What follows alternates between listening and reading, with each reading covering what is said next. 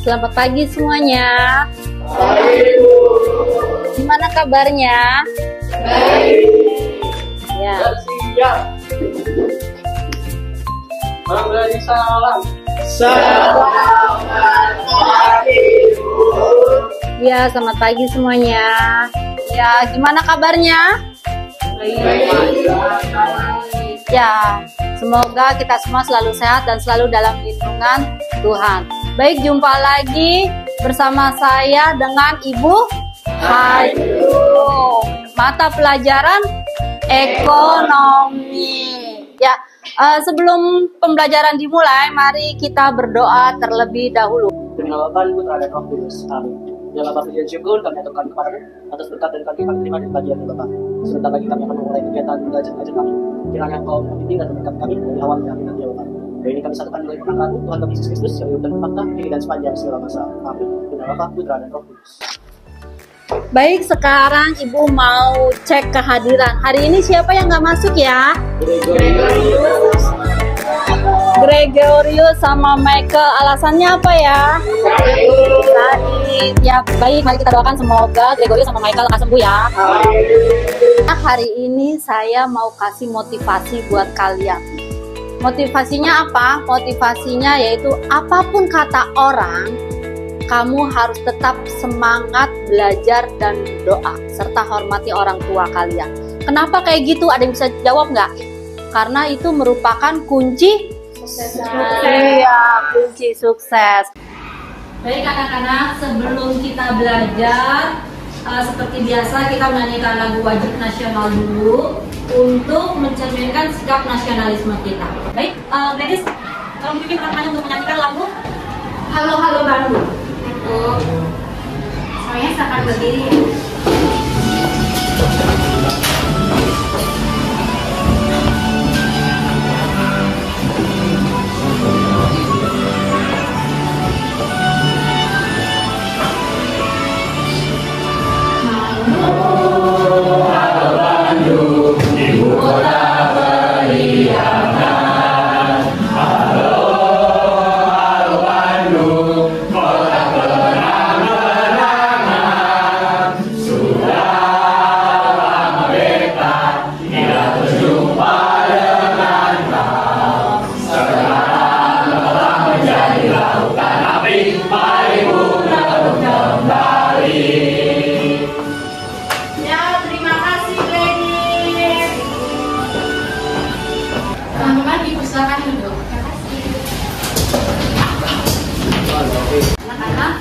Hari ini kita mau belajar ekonomi, materinya tentang permintaan. Sebelum masuk ke pelajaran materi permintaan, coba siapa di antara kalian yang masih ingat pelajaran minggu lalu?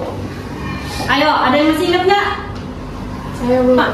Tentang pelaku ekonomi, Bu. Pelaku ekonomi. Terus pelaku ekonomi itu siapa aja sih? Ada 5. Ada 5, apa aja? Rumah tangga, keluarga, masyarakat, perusahaan, pemerintah, dan negara. Oke, ya, rumah tangga, keluarga, masyarakat, pemerintah, perusahaan, dan negara. Oke, tepuk tangan buat lo. Tadi Flo sudah menyebutkan pelaku-pelaku ekonomi. Nah, terus kegiatan dari ekonomi itu sendiri apa sih? Ada yang tahu nggak? Saya tahu apa? Jadi ada produksi, distribusi, dan juga produksi, Bu. Iya, betul, pintar. Next, terus produksi itu apa sih? Ada yang tahu nggak? Ya, Bu. Apa Kimberly? Itu adalah kegiatan untuk menghasilkan suatu benda atau meningkatkan suatu benda sehingga bisa bermanfaat untuk hak kegiatan yang lain. Oke, tepuk tangan buat Kimberly. Keren. Terus, kalau distribusi itu apa? Apa, Bon? Distribusi itu juga dapat diartikan sebagai kegiatan pemasaran yang berusaha memperlancar dan mempermudah penyampaian barang dan jasa dari produsen kepada konsumen. Oke, ya betul. Nah, terus kalau konsumsi itu apa? Saya, Bu. Apa? Boni ya? Ya. Apa, Bon? Kegiatan yang bertujuan untuk mengurangi atau menghabiskan dari benda suatu benda, Bu. Baik berupa barang maupun jasa. Ya, betul. Terus apa lagi, ada tahu nggak? Konsumsi itu apa? Apa? Orang yang menggunakan kegiatan konsumsi sama sebagai konsumen. Ya, next, betul. Terus ada lagi? Konsumsi itu apa? Itu orang yang menjalankan kegiatan konsumsi disebut konsumen. Oke, ya betul. Tepuk tangan buat kalian semuanya. Oke, kalian terima kasih udah pinter, udah ingat pelajaran dulu tahu. Baik, sekarang saya punya pertanyaan pemantik. Siapa di antara kalian yang pernah membeli suatu produk? Nah, sering. Hobi. Oke, hobi. Sekarang saya mau tanya, kenapa sih kalian semua dan masyarakat pada umumnya lebih menyukai belanja di online shop ketimbang di pasar tradisional? Lebih praktis, lebih mudah. Terus apa lagi? Lebih murah ataupun langsung. Kata Kimberly tidak perlu datang ke tokonya langsung. Sekarang pertanyaan saya lagi, ketika harga itu naik, apa nih yang kalian lakukan? Apakah tetap membelinya atau gimana? Menundanya atau nggak jadi beli deh? Nabung dulu. Kenapa? Oh, nabung dulu. Terus? Pikir-pikir dulu. Ganti produk lain. Barang substitusi maksudnya. Terus apa lagi? Tunggu harganya turun, tunggu diskon. Terus apa lagi kak? Atau nunggu harganya lama lagi ya? Terus? Rafael apa Rafael? Waduh, kalau saya tetap membelinya Bu. Tetap membelinya. Keren. Kenapa alasannya? Karena saya kaya. Rafael katanya tetap membelinya karena Rafael kan anak orang kaya ya. Tapi yang kaya siapa? Kamu atau bapaknya? Sama kayaknya Bu. Ya udah. Baik. Terima kasih sudah bisa menjawab pertanyaan pemantik dari saya. Sekarang kita pretest dulu ya sebelum masuk pelajaran permintaan. Oke, ini linknya. Silahkan kalian buka. Saya sudah share juga ke grup masing-masing. Dimulai dari sekarang. Nih. Oke, coba kerjakan.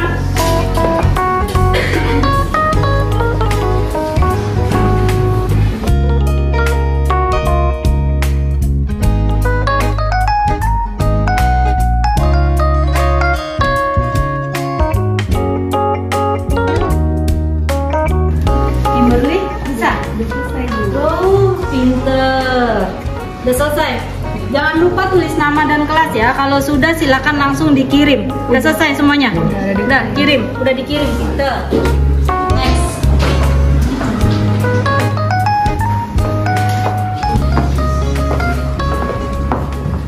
Sudah Bu. Ya, udah. Sudah Bu. Sudah Bu. Sudah Bu. Oke, baik. Anak-anak, hari ini kita mau belajar apa materinya? Baik, hari ini yang akan kita pelajari adalah tentang pengertian permintaan. Tujuannya tuh buat apa? Mempelajari materi permintaan, kita memiliki tujuan. Diharapkan siswa mampu menjelaskan tentang pengertian permintaan itu sendiri. Kedua, siswa diharapkan dapat menganalisis hukum permintaannya, yaitu di mana kalian semuanya nanti akan dapat memahami dinamika faktor-faktor yang mempengaruhi harga melalui permintaan konsumen. Anak-anak, hari ini kita belajar tentang permintaan. Sekarang kita sudah masuk ke kegiatan inti. Nanti kalian perhatikan, cari kira-kira masalah dari tayangan ini apa. Nanti akan ada LKPD yang akan saya berikan kepada kalian, ya. Sampai sini paham belum? Harga bahan pokok jelang Idul Fitri terlihat di beberapa pasar tradisional di Indonesia, seperti di Pasar Rawamangun, Jakarta.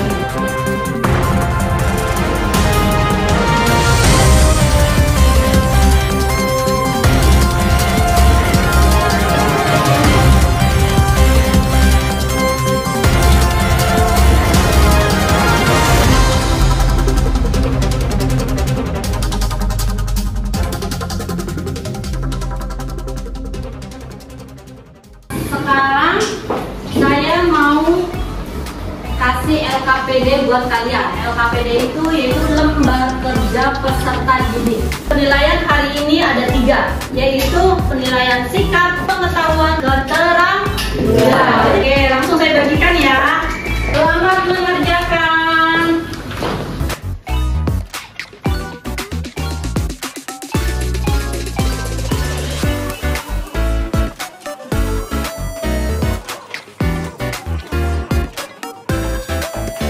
Masalahnya apa coba? Bu Ayu mau tahu yang cerita tadi. Dari analisis saya sih, masalahnya itu kenaikan harga barang pokok yang sudah menjadi tren jelang Hari Raya Idul Fitri. Semenjak bulan suci Ramadan, seperti bawang bombay, bawang merah, tomat, itu harganya naik. Untuk jawab nomor 2, solusinya udah bisa belum? Ya, tadi hasil diskusi kami untuk solusinya jika uang kita tidak cukup untuk membeli barang sesuai keinginan kita, maka kita dapat membelinya dengan cara mengurangi barang yang kita butuhkan atau mengganti barang tersebut dengan barang pengganti atau barang substitusi. Ya, boleh. Bagus, pintar. Next, kelompok yang lainnya gimana? Bisa nggak nih? Gimana? Bisa? Bisa. Jadi permintaan itu adalah jumlah suatu produk barang atau jasa yang ingin dibeli oleh konsumen kepada produsen pada berbagai tingkat harga dari waktu tertentu. Iya. Terus kalau ada permintaan berarti ada apa tuh? Ada apa, Win? Faktor harga barang itu sendiri. Yang kedua, barang lain yang terkait substitusi. Ketiga, tingkat pendapatan. Keempat, selera masyarakat. Terus? 5, jumlah penduduk. Terus? Yang keenam, prediksi konsumen di masa mendatang. Iya, pinter. Si Widi keren. Yang lain gimana? Udah selesai semua belum? Sudah. Oh, coba. Kelompok mana lagi yang udah selesai selain kelompok Widi? Iya, Boni. Apa Boni? Apa nih yang kamu dapatkan nih dari ini? Masalahnya apa? Yang saya dapatkan dari video ini adalah kenaikan bahan pokok masyarakat yang naik harganya menjelang Lebaran. Terus solusinya apa? Solusinya dari kelompok kami itu ya, jika uang tidak cukup untuk membeli barang sesuai keinginan kita, maka kita dapat membelinya dengan cara mengurangi barang yang kita butuhkan atau mengganti barang tersebut dengan barang pengganti. Ya, oke. Iya, pintar. Tepuk tangan lagi buat Boni. Baik, udah semua ya? Selesai ya, waktunya sudah habis, time is over. Silakan LKPD-nya dikumpulkan.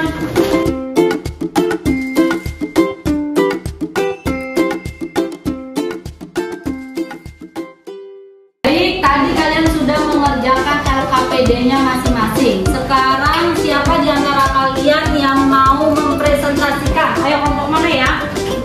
Oke, ya silakan maju.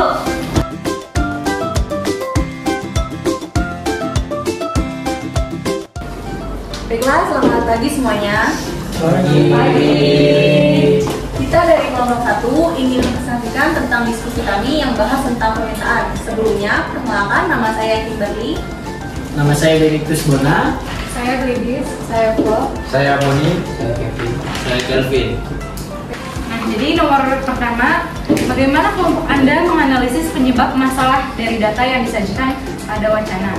Nah, menurut kami, berdasarkan tayangan, kami melihat terjadinya kenaikan harga barang pokok jelang Hari Raya Idul Fitri terlihat di beberapa pasar tradisional di Indonesia, seperti di Pasar Rawamangun, Jakarta Timur, di mana kebutuhan pokok yang mengalami kenaikan harga barang yakni bawang bombay, bawang merah, dan telur ayam negeri. Kenaikan harga barang pokok sudah menjadi tren jelang Hari Raya Idul Fitri semenjak di bulan suci Ramadan, seperti bawang bombay, bawang merah, dan juga tomat. Harga bawang bombay dari 25.000 per kilo naik menjadi 35.000. Harga tomat dari 12.000 per kilo naik menjadi 15.000 per kilo.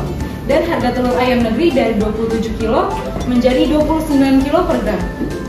Untuk harga barang pokok menjelang Hari Raya Idul Fitri, semenjak bulan suci Ramadan sudah pasti ada kenaikan setiap tahunnya karena konsumsi meningkat. Barang yang tersedia di pasar juga menjadi langka. Nah, untuk pertanyaan selanjutnya tentang bagaimana kelompok Anda memberikan alternatif solusi yang menurut kelompok Anda.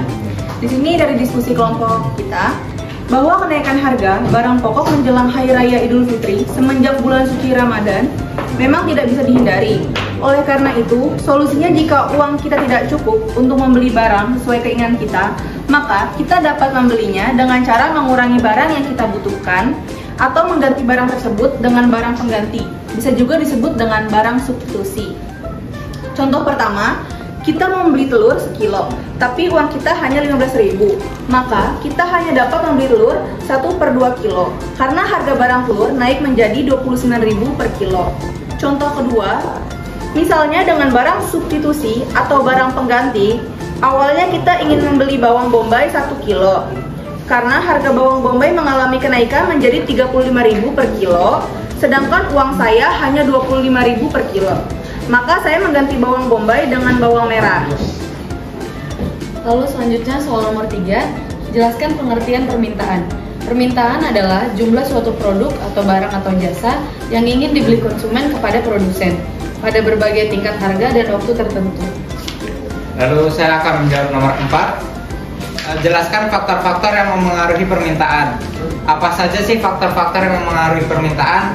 Yang pertama, ada harga barang itu sendiri, ada barang lain yang terkait, tingkat pendapatan, selera masyarakat, jumlah penduduk, dan prediksi konsumen tentang kondisi pada masa mendatang. Lalu saya akan menjawab untuk pertanyaan nomor 5. Jelaskan arti dari hukum permintaan. Hukum permintaan adalah hukum yang menjelaskan tentang adanya hubungan yang bersifat negatif antara tingkat harga dengan jumlah barang yang diminta. Apabila harga naik, maka jumlah barang yang diminta sedikit. Apabila harga rendah, maka jumlah barang yang diminta meningkat. Beginilah bunyi hukum permintaan. Semakin turun tinggi harga, maka semakin banyak jumlah barang yang tersedia diminta. Dan sebaliknya, semakin naik tinggi harga, semakin sedikit jumlah barang yang tersedia.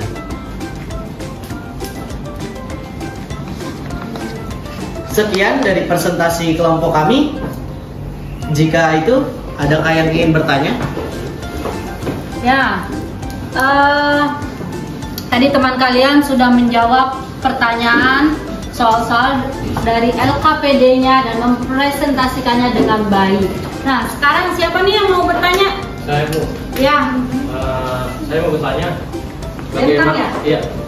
Bagaimana perubahan tren dan gaya hidup dapat mempengaruhi permintaan suatu barang? Next, siapa lagi yang mau tanya? Saya Bu, nanya Bu. Ya, Jordi nanya apa?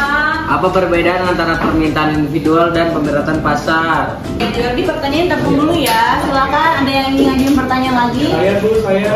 Apa, Rafael? Bagaimana dampak perubahan ekspektasi terhadap permintaan?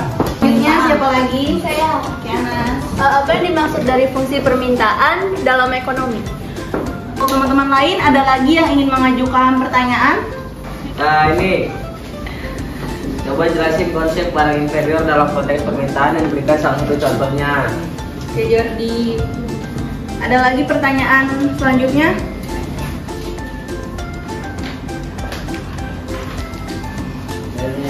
Apa yang dimaksud dengan permintaan dalam konteks ekonomi? Soal selanjutnya mungkin ada ingin yang mengajukan. Faktor-faktor apa yang mengaruhi tingkat permintaan suatu produk? Bagaimana hukum permintaan berhubungan dengan harga suatu produk? Makasih ya untuk pertanyaan-pertanyaannya, tapi berikan dari kelompok kita untuk melakukan diskusi terlebih dahulu.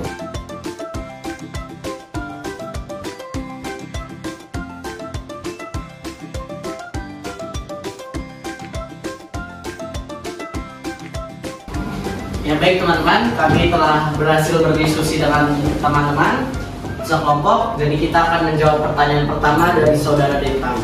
Jadi Dentang menanyakan bagaimana perubahan tren atau gaya. Kami berdiskusi bahwa perubahan tren atau gaya hidup dapat meningkatkan atau menurunkan permintaan suatu barang, terutama jika barang tersebut terikat erat dengan tren atau gaya hidup tersebut. Contohnya apa ya gaya hidup di kalangan anak muda seperti kita?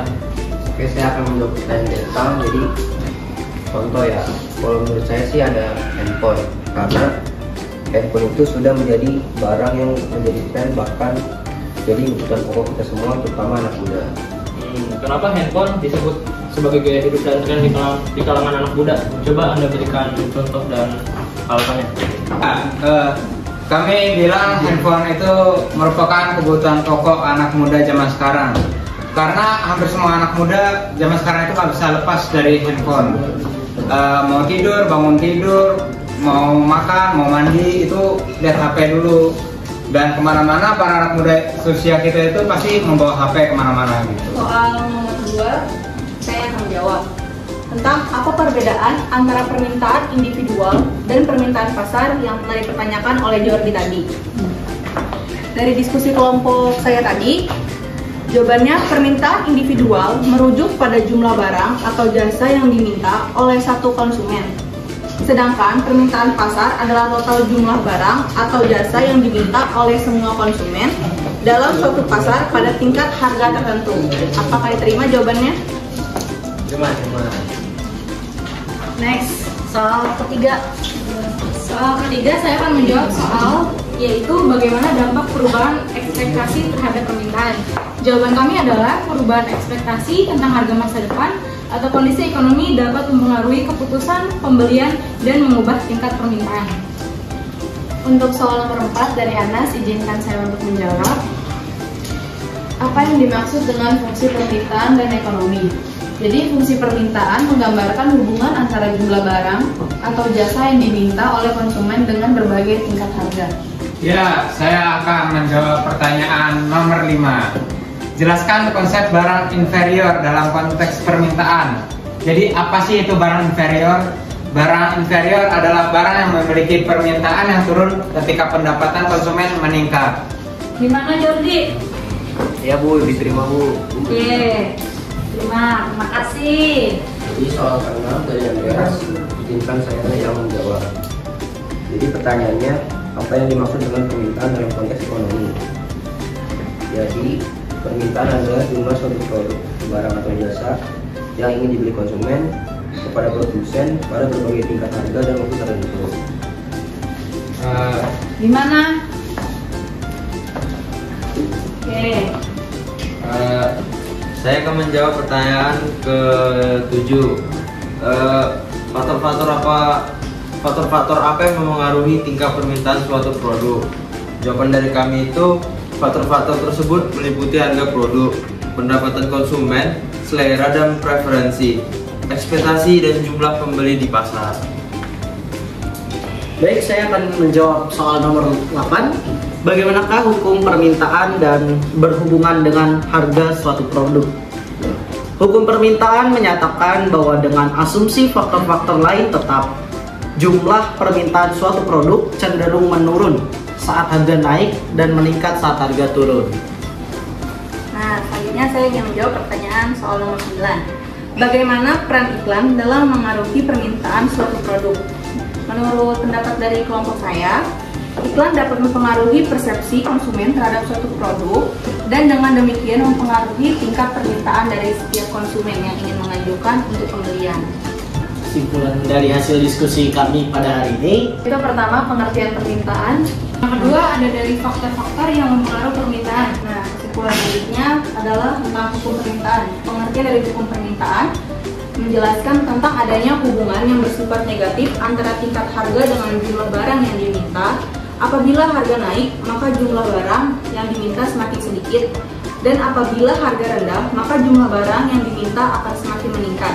Sekian dari presentasi kelompok kami. Kami harap dari presentasi ini kami membawa banyak ilmu bagi teman-teman dan juga para pendengar sekalian. Terima kasih.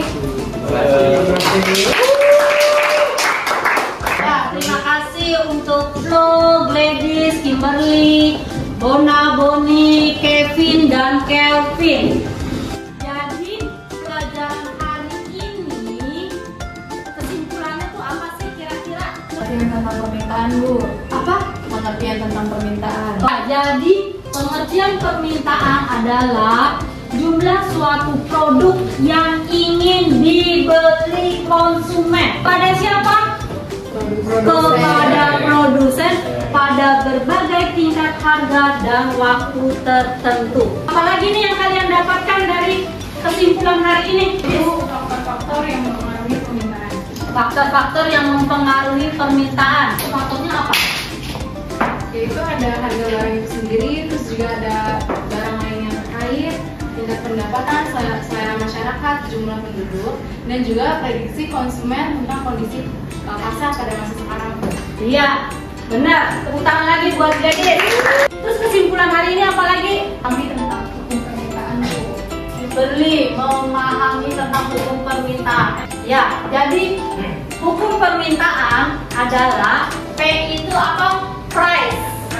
Ya, P itu price, Q itu quantity, berarti barang.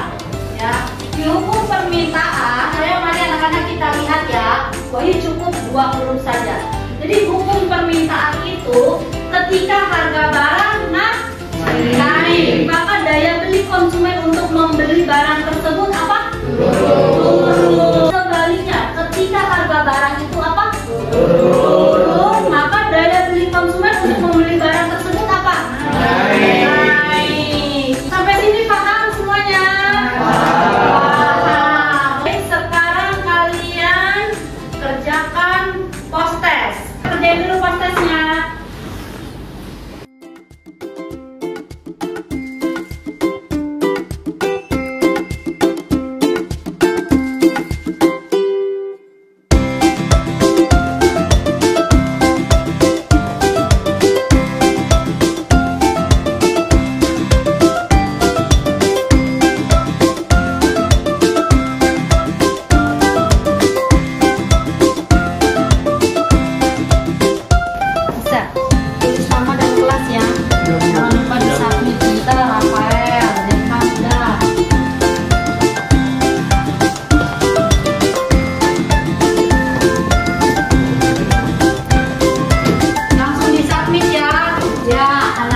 Sekarang kita masuk kegiatan refleksi nih.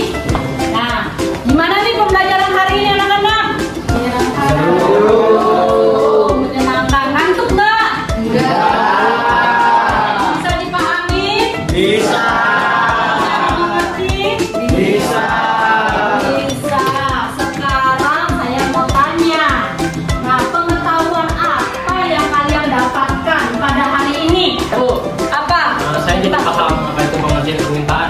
Saya jadi tahu faktor apa aja yang mempengaruhi permintaan. Terus apa, Andre? Saya mampu memahami hukum permintaan. Oke, beri tepuk tangan dong. Nah, kalau pengetahuannya sudah didapatkan, terus sekarang apa nih manfaatnya yang kalian dapatkan dari pelajaran hari ini? Saya, Bu. Apa, Bang? Yang saya dapat memahami itu definisi permintaan. Itu adalah jumlah suatu produk, barang, dan jasa yang dibeli oleh konsumen kepada produsen pada berbagai tingkatan harga dan waktu yang terbatas. Oke, tepuk tangan buat Bona. Apa lagi nih? Boni. Saya dapat mengidentifikasi faktor-faktor permintaan, Bu. Iya, tepuk tangan buat Boni.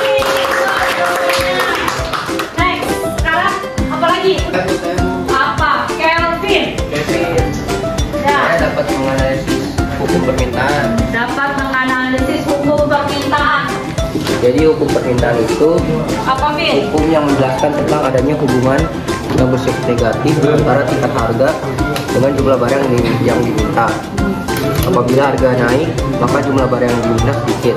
Apabila harga rendah, maka jumlah barang yang diminta meningkat. Beginilah bunyi hukum permintaan. Ya, apa? Semakin turun tingkat harga, Ya. maka semakin banyak jumlah barang yang tersedia. Ya. Tersedia diminta dan sebaliknya. Semakin naik tingkat harga, semakin sedikit jumlah barang yang bersedia diminta. Ya, tepuk tangan buat Ken.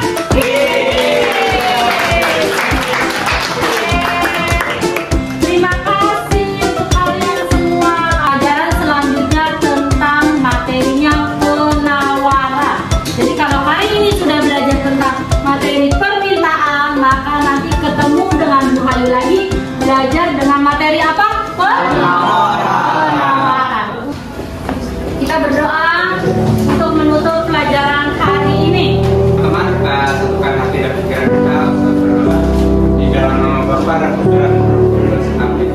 Terima kasih Tuhan karena Kau telah melindungi kami dari awal pembelajaran ekonomi sampai sekarang akhir dari pembelajaran ekonomi. Terima kasih Tuhan. Amin. Dalam nama Bapa dan Putra dan Roh Kudus. Baik anak-anak, pelajaran hari ini materi permintaan sudah selesai. Siap. Malam belajar salam. Selamat pagi, Bu. Semoga sehat dan bahagia, Bu. Ya, semoga kalian